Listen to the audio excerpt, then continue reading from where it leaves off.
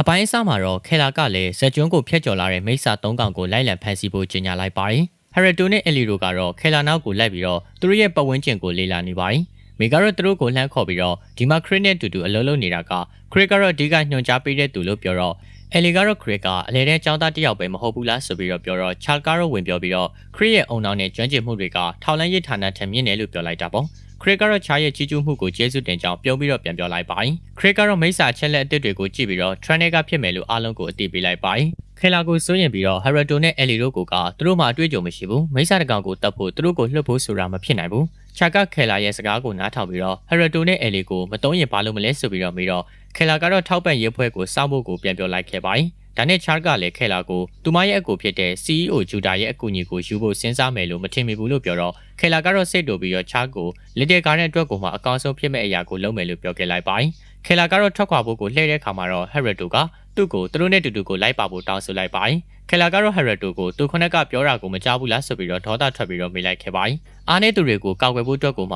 ှဆွတ်လွတ်ဆွတ်စားဖို့လိုတာပဲဟရတိုကတော့သူငယ်စဉ်တုန်းကတည်းကမိစ္ဆာတကောင်ရဲ့တိုက်ခိုက်မှုကိုခံခဲ့ရပြီးတော့မှတ်ညံတွေဆုံးရှုံးခဲ့ရတယ်ဒါကြောင့်မို့လို့ထောက်ပံ့ရေးအဖွဲ့ကိုစောင့်မယ်ဆိုပြီးတော့လူများကြီးအသက်ဆုံးရှုံးနိုင်တယ်ဟရတိုကသူဟာလူတစ်တယောက်ဖြစ်ပေမဲ့ခဲလာနဲ့တူတူတိုက်ပွဲဝင်ဖို့စိတ်ပိုင်းပြတ်ထားတယ်လို့ပြောလိုက်ခဲ့ပါတယ်ချာကတော့ဟရတိုနဲ့အလီတို့ကိုစစ်လို့ဖို့အကြံပေးတာဟာသူမဟုတ်ပဲနဲ့အဲစားပဲနောက်ဆုံးမှာခဲလာကဟရတိုနဲ့အလီတို့ကိုဒီတာဝင်မှာပါဝင်ခွင့်ပေးမယ်လို့ဆုံးဖြတ်လိုက်ခဲ့ပါတယ်အရာအလုံးဆုံးဖြတ်ပြီးတဲ့နောက်မှာတော့ခဲလာရဲ့အဖွဲ့ကလည်းဟရတိုနဲ့အလီတို့ကိုဒီတာဝင်မှာသူတို့ဟာတရဝါကိုအာယုံပြောင်းစေဖို့အတွက်ကိုလှည့်စားမှုတွေလုပ်ရမယ်အလီကမိစ္ဆာတွေဟာအားကောင်းနေတာကိုတတိထားမိပြီးတော့သူတို့အဖွဲ့ကိုတကယ်ပဲအကူအညီမလိုဘူးလားဆိုပြီးတော့ပြီးတော့လီဒီကတော့အလီကိုသူတို့ကိုရှော့မတော့ဖို့နဲ့သူတို့ဟာမိစ္ဆာတွေကိုအများကြီးတုတ်တင်ခဲ့တာဖြစ်တယ်လို့ပြန်ပြောလိုက်ခဲ့ပါတယ်အရီကာကလည်းအာကာသယာဉ်ကနေခုန်ချပြီးတော့တရဝါရဲ့အမြင်အာရုံကိုဖျက်ဆီးပလိုက်ပါတယ်။နောက်တော့သူတို့ရဲ့ပါဝါတွေကိုအသုံးပြုပြီးတော့ဝင်ရောက်တိုက်ခိုက်ခဲ့ပါတယ်။ချာကတော့ဟရတိုနဲ့အလီတို့ကိုအရီကာရဲ့ပါဝါအကြောင်းကိုရှင်းပြနေခဲ့ပါတယ်။ဒါဟာစွမ်းအင်ကျိုးတွေကိုလိုလိုဆန့်ထုတ်လို့ရတာပဲဖြစ်ပါတယ်။အရီကာကတော့မိစ္ဆာကိုကျိုးတွေနဲ့ကိုမှချီနှောင်လိုက်ပါတယ်။ခဲလာကတော့မိစ္ဆာရဲ့ခေါင်းကိုပြစ်ဖို့မှပြင်ဆင်နေတော့ခါလတိုကတော့မိစ္ဆာရဲ့အရေးပြားဟာတမနီလိုမှကြောပေမဲ့လို့တိုက်ခိုက်မှုတစ်ခုနဲ့ကိုဖျက်လို့ရတယ်လို့ရှင်းပြခဲ့ပါတယ်။အာကာသယာဉ်ပေါ်မှာတော့အလီကဟရတိုကိုသူတို့ကလည်းခုံချတင်တယ်လို့ပြောပြီးတော့အလီကတော့ဟရတိုကိုအာကာသယာဉ်ကနေကိုတွန်းချလိုက်ပါတယ်။မိရင်ဘောကိုမကြခင်မှာပဲအလီကမိစ္ဆာတကောင်ကိုသူလည်းတက်ပြတ်ကျင်တယ်လို့ဟရတိုကိုပြောခဲ့နေပါတယ်။ဟရတိုကတော့သဘောတူပေမဲ့လို့မိစ္ဆာတကောင်ကိုဖျက်တာဟာခဲလာအဖွဲ့လိုမျိုးလွယ်ကူတဲ့အလုပ်မဟုတ်ဘူးဆိုတာကိုသိလိုက်ရပါတယ်။ဒါပေမဲ့လို့အလီကအချိန်မီရောက်လာပြီးတော့မိစ္ဆာကိုဖျက်လိုက်ပါတယ်။ဒါပေမဲ့လို့တိုက်ပွဲဟာမပြီးသေးပါဘူး။ဟရတိုနဲ့အလီတို့ဟာခဲလာအဖွဲ့စီကအော်ဟစ်တန်တွေကိုကြားလိုက်ရပါတယ်။သူတို့ကကူညီပေးဖို့ပြေးသွားတော့ခဲလာကသူတို့ကိုနောက်ပြန်ဆုတ်ဖို့အော်ဟစ်လိုက်ပါတယ်။ခဲလာကတော့သူမရဲ့လက်နက်ကိုပြစ်ဖို့ကြိုးစားပေမဲ့လို့စွမ်းအိမ်မလုံလောက်ခဲ့ဘူး။ခဲလာကတော့မျက်စိမှိတ်ပြီးတော့သူမရဲ့အဆုံးသက်ကိုစောင့်နေလိုက်ပါတယ်။ခဲလာကိုဟရတိုကဆွဲခေါ်သွားပြီးတော့ကဲလိုက်တော့ခဲလာကတော့ဒေါသထွက်ပြီးတော့ဟရတိုကိုသူစောင့်နေဖို့ပြောထားတာကိုမမှတ်မိဘူးလားဆိုပြီးတော့မေးလိုက်ခဲ့ပါတယ်။ဒါပေမဲ့လို့ဟရတိုကခဲလာကိုတေးဖို့ကြိုးစားနေတာကိုကဲတင်ဖို့လုပ်ခဲ့မိတာပဲဆိုတာကိုစားနှောက်လိုက်ခဲ့ပြီးတော့ပြောနေခဲ့ပါတယ်။ပြောနေရင်းမှာပဲမိစ္ဆာရဲ့နောက်ထပ်တိုက်ခိုက်မှုကိုခံလိုက်ရပါတယ်။အရီကာကတော့သူတို့ကိုလေးစိတ်ကိုထိမှန်ရင်လူများကြီးတေဆုံးနိုင်တယ်လို့သတိပေးနေခဲ့ပါတယ်။ခဲလာကတော့ဟရတိုကိုစွမ်းအားကုန်ထုတ်သုံးဖို့ပြောတာကြောင့်ဟရတိုကလည်းယုံကြည်ချက်ရှိသွားခဲ့ပြီးတော့သုံးဖို့ကိုဆုံးဖြတ်လိုက်ပါတယ်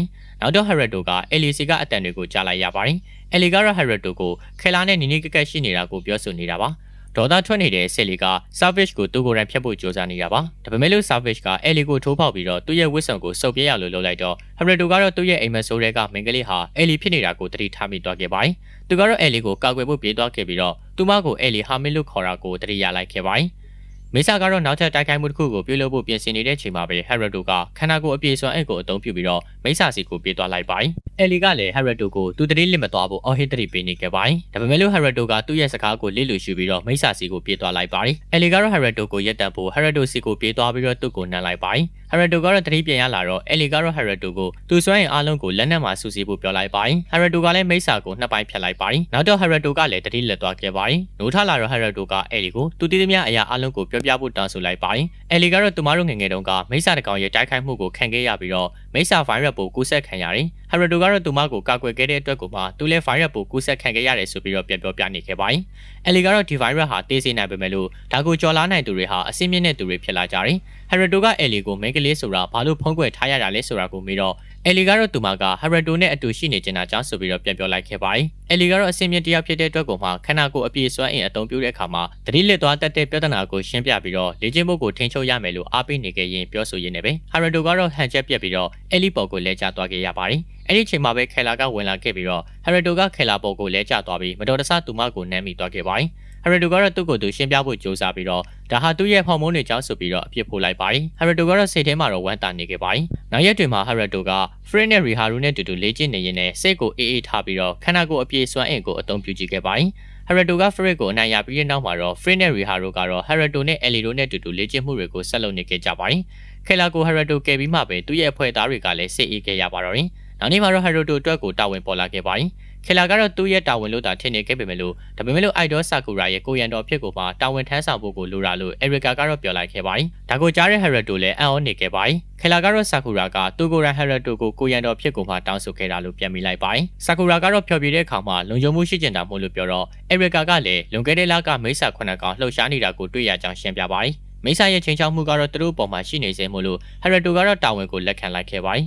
ဒီတာဝန်ကတော့အတော်လေးကိုမှအန်နေရများတဲ့အတွက်ကိုငွေလဲအများကြီးကိုပေးမယ်ပြောတယ်ဒါပေမဲ့လို့ဟရတိုကတခုခုကိုမှပိုလိုချင်တလားဆိုပြီးတော့မိလိုက်တော့ဟရတိုကတော့စိတ်လှုပ်ရှားပြီးတော့နောက်ထပ်တစ်ခုကိုလိုချင်တယ်လို့ပြောလိုက်ခဲ့ပါတယ်စိတ်ယုံမှာတော့ခရန်ကိုသူ့ကိုကလာလေပြီးတော့သူကတော့ဆာကူရာရဲ့ကိုရန်တော်ဖြစ်ကိုအလုံးလုံးမယ်လို့ပြောတော့ဒါကိုကြားတဲ့ခရန်ကဆာကူရာကိုသူလည်းတွေ့ကျင်တယ်လို့ပြောလာတာပေါ့ဟရတိုကတော့ခရန်ကိုဆာကူရာရဲ့ဖျော်ဖြေပွဲအတွက်ကိုမှလက်မှတ်လေးပေးပြီးတော့ပြောအောင်လုပ်ပေးလိုက်ပါတယ်ခရန်ကတော့ဖျော်ဖြေပွဲသွားဖို့ကိုစိတ်လှုပ်ရှားနေခဲ့ပြီးတော့သူ့ကိုလည်းကျေးဇူးတင်နေခဲ့ပါတယ်။နောက်နေ့မှာတော့ဟရတိုတယောက်အယ်လီကိုအိမ်မက်မက်ရင်းနဲ့ကိုမှနှိုးထားလာခဲ့ပါတယ်။အဲ့ဒီအချိန်မှာပဲသူ့ကိုအယ်လီကသူတို့ဆက်ကျုံးတွေမှာရှိနေခဲ့တဲ့အတွက်ကိုချိန်တွေးလို့ရမလားမေးပေမဲ့လို့ဟရတိုကတော့သူ့တာဝန်ကမနှက်မို့အခုထွက်သွားဖို့ကိုလိုရဲဆိုပြီးတော့ပြောတော့အယ်လီကတော့စိတ်မကောင်းဖြစ်သွားပေမဲ့သူ့ကိုကန်ကောင်းဖို့ကိုဆူတောင်းပေးလိုက်ခဲ့ပါတယ်။ဟရတိုကတော့တာဝန်စတင်မဲ့နေရာကိုရောက်ခဲ့တော့လင်ဒီကသူ့ကိုတာဝန်အတွက်ကိုမှအဆင်သင့်ဖြစ်ပြီလားဆိုပြီးတော့မေးလိုက်ပါတယ်။ဟရတိုကလည်းအဆင်သင့်ဖြစ်နေခဲ့ပါပြီ။ကားရဲမှာဟရတိုကဆာကူရာကိုကြည့်ပြီးတော့ဒီလောက်နာမည်ကြီးတဲ့သူကငါ့ကိုဘာလို့ငှားတာလဲဆိုပြီးတော့တွေးနေခဲ့မိပါတယ်ဆာကူရာကတော့ဟရတိုကိုသူ့ပရိတ်တလားဆိုပြီးတော့မိတော့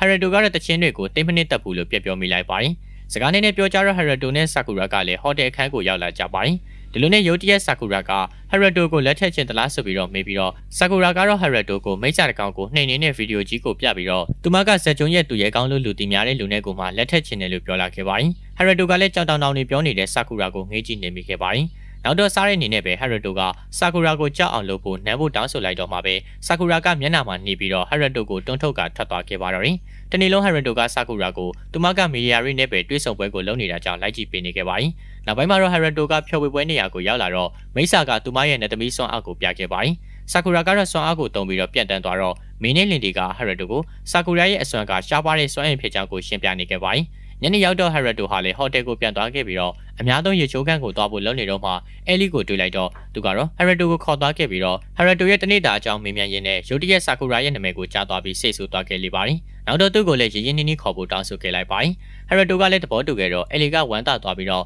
နောက်နေ့မှလည်းချိန်တွေးဖို့ကိုပြောလိုက်တာပေါ့။နောက်တနေ့မနေ့ကျတော့ဟရတိုကခဲလာကိုရေကူးဝစ်စုံနဲ့မြင်လိုက်ရတော့မျက်လုံးကနေရဲသွားပြီးတော့ရှက်သွားခဲ့ပါတယ်။ခဲလာကလည်းသူ့ကိုစနောက်ပြီးပြောနေတော့ရုတ်တရက်ခရစ်ကဝင်လာပြီးတော့ဘာရီများဖြစ်နေတာလဲဆိုပြီးတော့မိလိုက်တာပေါ့။ဒီလိုပဲနောက်နေ့မှာမိစ္ဆာတွေကသူတို့စီကရှားပါတဲ့ကြောက်တုံးခိုးသွားတယ်ဆိုတာသိလိုက်ရပါတယ်။ဒါကိုပြန်ပြီးတော့လာယူနိုင်တာမို့လို့ဟရတိုတို့ကိုလည်းတေချာစောင့်ကြည့်ဖို့ကိုမှာနေခဲ့တာပေါ့။နောက်ပိုင်းမှာဘာတွေများဆက်ပြုံးမလဲဆိုတာကတော့ဆက်လက်စောင့်မျှော်ကြည့်ရှုရတာပေါ့ဗျာ။ဗီဒီယိုလေးကိုကြိုက်နှစ်သက်တယ်ဆိုရင်လည်းပဲ channel လေးကို like subscribe လေးပြုလုပ်ပေးခဲ့ပါအောင်နော်။ anime ဇာတ်လမ်းကောင်းတွေကိုဆက်လက်တင်ဆက်ပေးတော့မှာဖြစ်လို့စောင့်မျှော်ကြည့်ရှုကြပါအောင်ခင်ဗျာ။အားလုံးကိုကျေးဇူးတင်ပါတယ်။နောက်ပိုင်းမှာပြန်တွေ့ကြရအောင်ဗျာ။